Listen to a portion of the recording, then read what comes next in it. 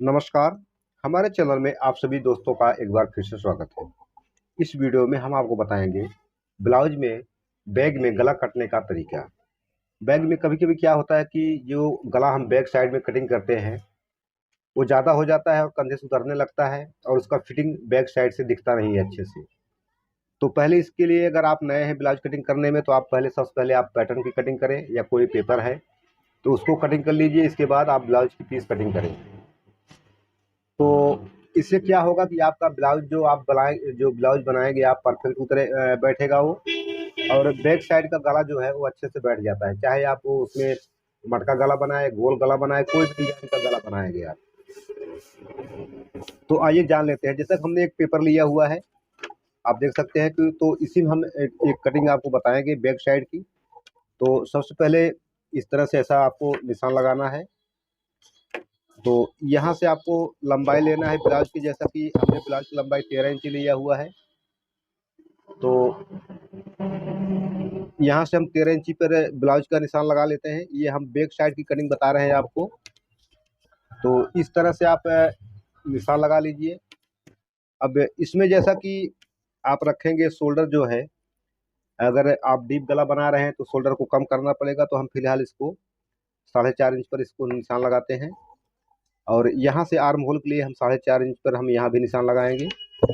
अगर 34 का है तो आप 4.5 लगाएं। अगर 36 का है तो आप 5 इंच भी लगा सकते हैं। अगर उससे 38 का है तो 5.5 इंच भी लगा सकते हैं, 6 भी लगा सकते हैं।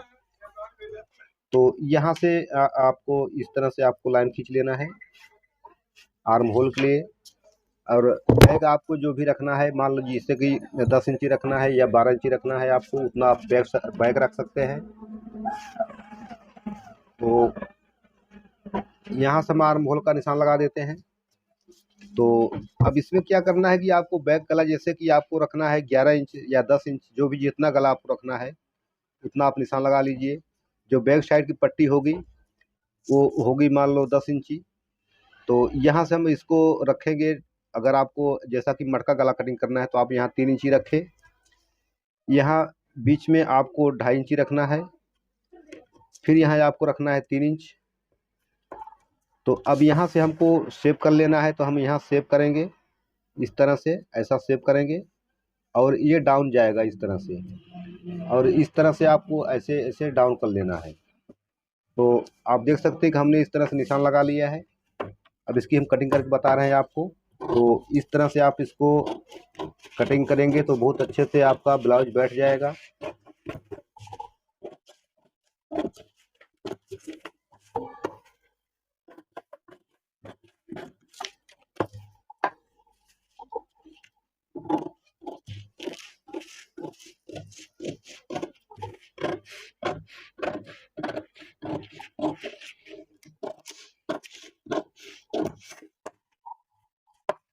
तो आप देख सकते हैं कि हमने इस तरह से गले को कटिंग कर लिया है। आप चाहे तो इसमें और गोल गला कटिंग कर सकते हैं, चाहे आप कोई भी डिजाइन कर सकते हैं। तो इस तरह से आप इसको कटिंग कर लीजिए। इसके बाद आप ब्लाउज का पीस लीजिए। तो ब्लाउज का पीस जैसा कि हमने इस तरह से लिया हुआ है, तो ये हमने साइड में इसको कटिंग करना है हमको।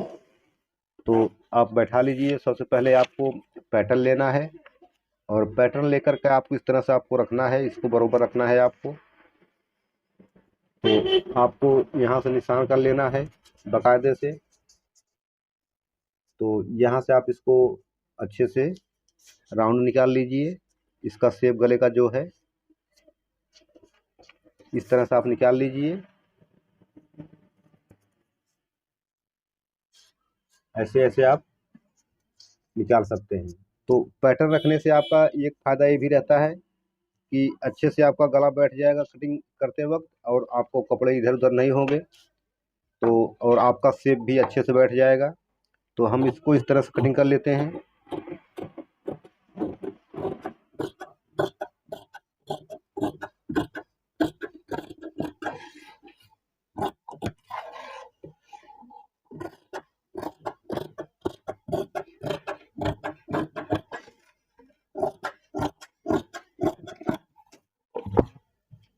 तो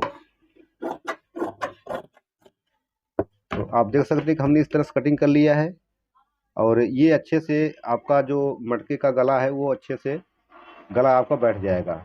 आप देख सकते हैं कि इस तरह से आपको, अगर आप इसका जितना आप गहराई चाहते हैं आप उतना इसको बढ़ा सकते हैं। तो इस तरह से आप अगर गला कटिंग करेंगे बैक साइड का तो बहुत अच्छे से आपका ब्लाउज का गला बैठ जाएगा, कोई दिक्कत नहीं होगी। और डायरेक्ट आप ब्लाउज में कटिंग करते हैं तो कभी कभी वो गला कम ज़्यादा होता है, उसका राउंड जो शेप होता है वो बराबर से बैठता नहीं। तो इसलिए आप पहले आप पैटर्न कटिंग कर लीजिए या कोई पेपर कटिंग कर लीजिए, इसके बाद आप ब्लाउज कटिंग करिए तो आपका परफेक्ट ब्लाउज बैठ जाएगा। तो ये थी छोटी सी जानकारी। और हमारे चैनल पे बहुत सारी वीडियो अपलोड है, बहुत सारी हम वीडियो बनाते हैं। अगर आपको सिलाई सीखना है तो हमारे चैनल पे विजिट कर सकते हैं और हमारे चैनल को सब्सक्राइब करें। और मिलते हैं नई जानकारी के साथ, तब तक के लिए नमस्कार।